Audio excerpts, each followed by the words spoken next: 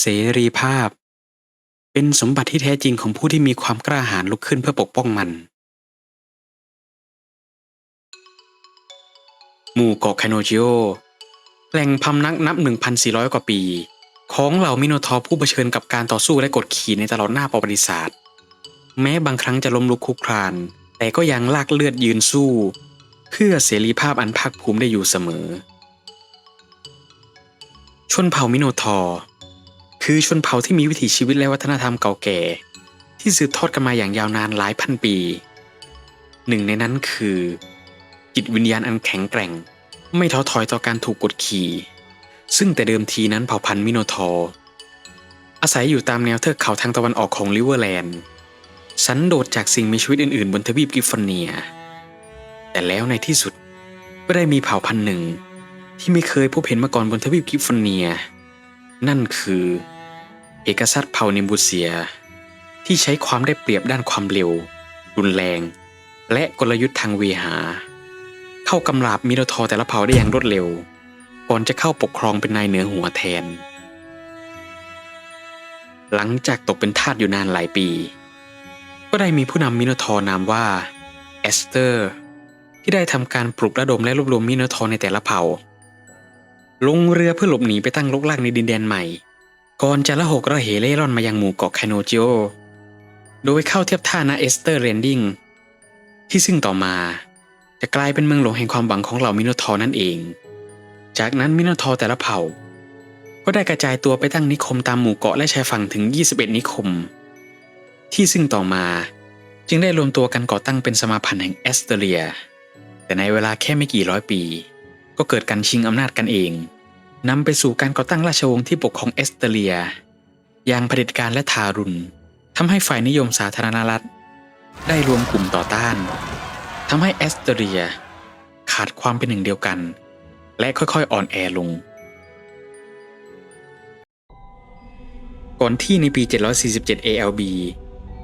จักรพรรดิโกรเวอร์ที่1แห่งกิฟฟอร์เนียได้เปิดการยุดลุกบูรพาทิศพร้อมเข้ายึดเทือกเขาคีเปอร์อันเป็นเขตอำนาจของอาณาจักรแอสเตเรียที่ก็ไม่พอใจและพยายามเรียกร้องให้คืนดินแดนกลับมาซึ่งผลลัพธ์ก็คือจักรพรรดิโกรเวอร์ที่1ได้กรีธาทัพที่เพิ่งบุกพิชิตลุ่มน้ำอีวีเข้าบุกทำลายเมืองชายฝั่งของแอสเตเรียในทันทีแต่เดชะบุญจักรพรรดิโกรเวอร์ที่1ขาดทัพเรือทำให้ไม่สามารถบุกตีต่อไปได้จึงได้ตั้งรัฐไซยาโนเลเซียขึ้นมาปกครองดินแดนแห่งใหม่นี้แทนต่อมาในปี799 ALB จักรพรรดิโกรเวอร์ที่2เปิดการยุทธพิชิตซิคามิออนกับแอสเตเรียซึ่งแน่นอนว่าการต่อต้านของซิคามิออนนั้นถูกทำลายลงอย่างง่ายดายส่วนแอสเตเรียก็ถูกปิดล้อมทางทะเลอย่างหนาแน่นโดยหลังจากการรบทางยุทธนาวีแค่เพียงครั้งเดียวก็ทำให้ราชาแห่งแอสเตเรียถอดใจขอสิโรราบต่อจักรวรรดิกิฟฟอร์เนียในทันทีทำให้ชนเผ่ามิโนทอร์ต้องถูกย่ำยีเสรีภาพอีกครั้งหนึ่งซึ่งแน่นอนว่าในท้ายที่สุดก็ยังคงมีกลุ่มต่อต้านที่รอบทำสงครามกองโจรกับจักรวรรดิมาโดยตลอดและแล้วในที่สุดเหตุปฏิวัติในปี978 ALB ก็ได้เปิดโอกาสให้เหล่ามิโนทอร์อีกครั้งสงครามกอบกู้อิสรภาพภายใต้การสนับสนุนจากซิคามิออนและมาคาเวียทำให้แอสเตเรียได้รับเอกราชแล้วจะตั้งรัฐบาลประชาธิปไตยได้สำเร็จในปี979 ALB แต่อนิจจาเหล่ามิโนทอร์บนแผ่นดินใหญ่กลับคว้าน้ำเหลวและถูกสังหารจนล้มตายกันไปมากจนเหลือเพียงแต่กลุ่มกองโจรที่ยังคงต่อต้านการกดขี่จากพวกกิฟฟอนเลยมาจนถึงปัจจุบันแน่นอนว่าในสักวันหนึ่งพวกพ้องผองมิโนทอร์จะต้องกลับมาเป็นไทยอีกครั้งไม่ว่าจะต้องแลกด้วยอะไรก็ตามเปรียบดั่งเมล็ดพันธุ์แห่งเสรีภาพที่ถึงแม้ว่าไฟสงครามจะแผดเผามาเท่าไหร่ก็ยังเติบโตอย่างงดงามได้เสมอนั่นเอง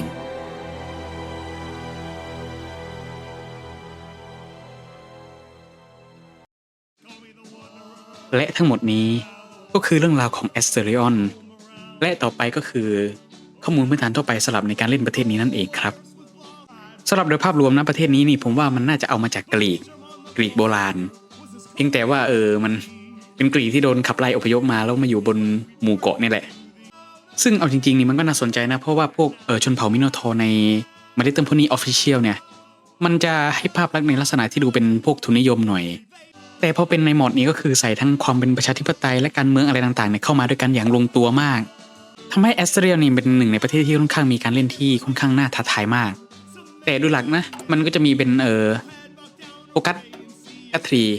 เราจะสมัครไปได้อยู่2สายใหญ่ก็คือเป็นสายประชาธิปไตยกับสายของพวก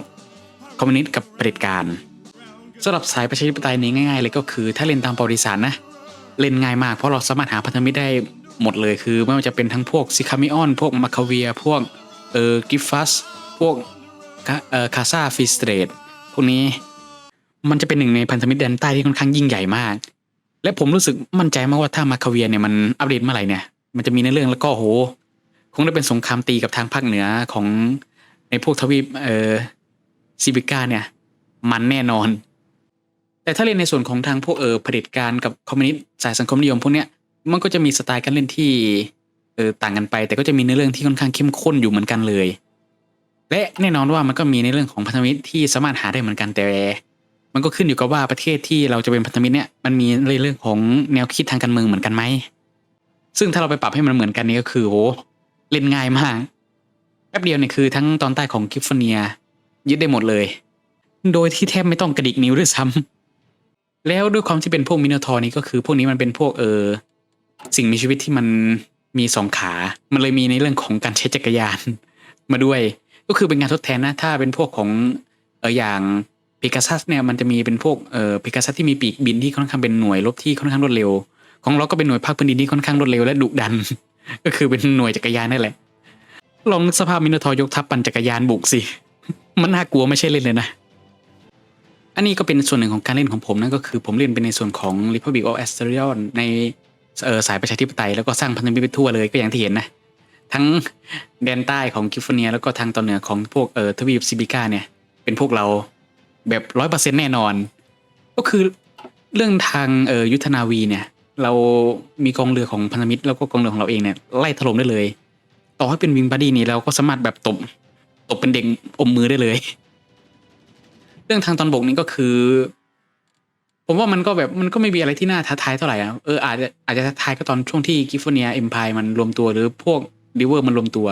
แต่ก็อย่างเห็นนะคือเนี่ยเพิ่งปี1010เนี่ยผมก็แบบแทบจะจัดการแดนใต้ได้แบบทั้งดึงเป็นพันธมิตรแล้วก็ทั้งบุกตีทั้งอะไรพวกนี้คือง่ายมากเป็นมือใหม่เนี่ยถ้าอยากจะเล่นแบบเรียนรู้กับเรื่องทั้งทัพบกทัพเรือหรืออะไรพวกเนี้ยก็คือเล่นพวกนี้เลยประเทศนี้เลยรับรองเล่นเป็นแน่นอนถ้างั้นก็สำหรับเนื้อหาทั้งหมดของคลิปนี้ก็ขอจบเพียงเท่านี้แล้วกันนะครับแต่ถ้าใครมีคำถามหรือข้อสงสัยอะไรก็ลงได้ใต้คอมเมนต์เลยนะครับขอบคุณครับ